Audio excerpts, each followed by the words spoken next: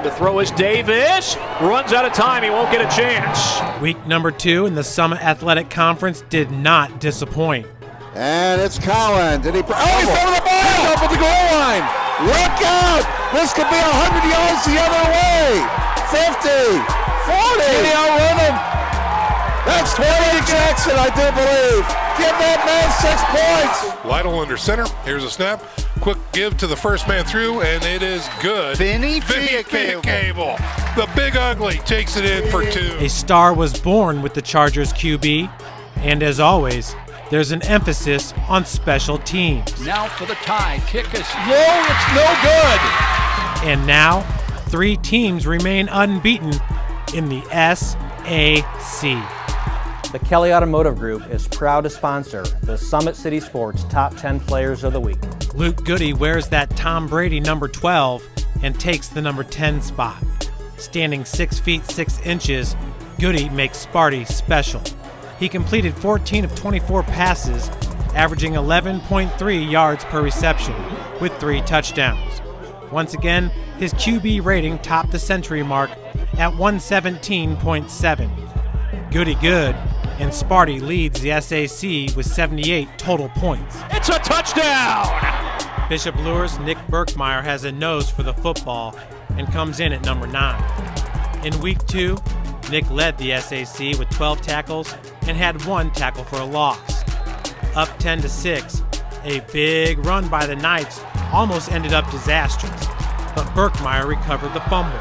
And Wayne, no, still loose. Who's got it? BIRKMEIER's there. Did BIRKMEIER grab it? I think he did. And after his punt, Nick is exactly where he needs to be with his second fumble recovery.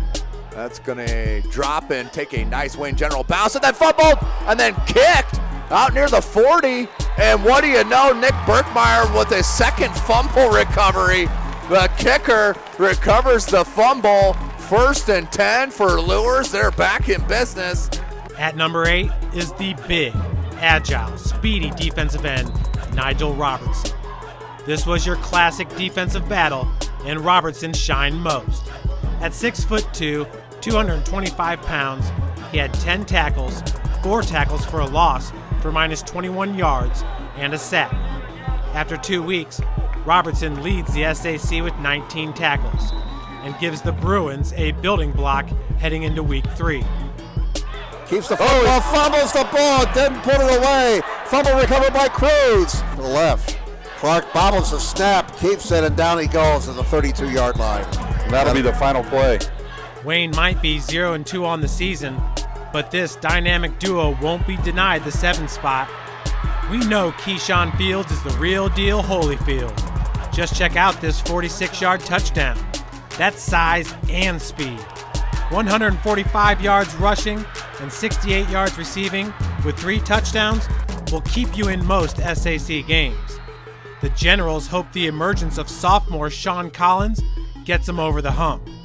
Collins led the team with 248 all-purpose yards and took this kickoff 75 yards to the house. Great block out front, and Sean Collins takes it the absolute distance. It was just a matter of time for the Knights, and signal caller Christian Fly comes in at number 6. Fly was just that, managing a balanced offensive attack. Lures had 26 first downs to Wayne's 10. The Knights owned possession of the football 32 minutes to 16. CJ and Sir Hale, Johnson, Hedgecock, and Van Landingham all put in work, and Carter Drake was doing his thing with 3 field goals. Bishop DWENGER unveiled its new stadium and ran wild, coming in at number 5. The Saints as a team averaged 7.5 yards per carry, with 9 different players getting to tote the rock. Devin Tittman had 2 touchdowns, Louis Tittman led the team with 102 yards and had a score, and Griffin Eifert only needed 1 touch for his touchdown. And to top it all off, it's Vinny Cable with a 2-point conversion. Wow! Number 4 is Homestead's Braden Hardwick, and he's your clear-cut favorite to take home the SAC rushing crown.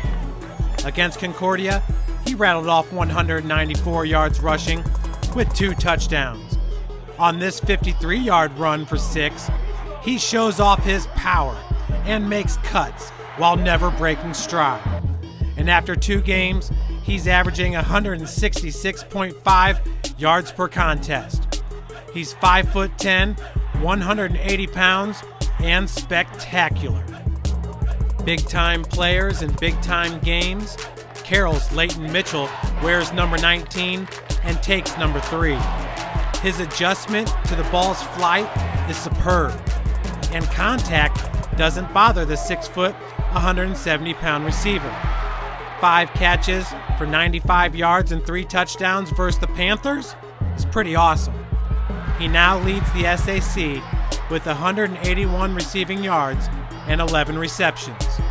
Snyder was in a dogfight versus the Chargers, and John Barnes Jr. comes in at number 2.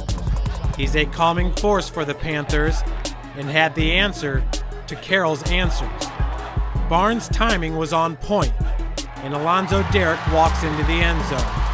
Of course, the play action is a Snyder staple, and Barnes finds Jermaine Wells. And speedy 6'5" Dylan Duff catches it in stride for the 53-yard touchdown. And the Panthers win 21-20. And if you were at Spooler Stadium, your jaw dropped. And Carroll sophomore Jeff Becker is number 1. Becker does it all. He had 244 yards passing with 3 touchdowns.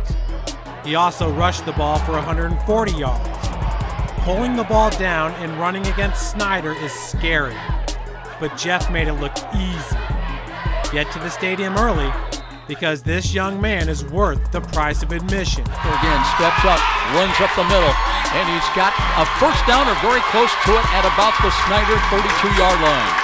Tremendous recognition by Becker that time, Joe. Snyder had the blitz on, and Becker was trapped in the pocket, and he did what a lot of young quarterbacks can't do. He stepped up in the pocket, recognized it, tucked it, and made a great run. The Chargers may have lost to SAC Power Snyder, but this is a team that's trending up with Becker under center.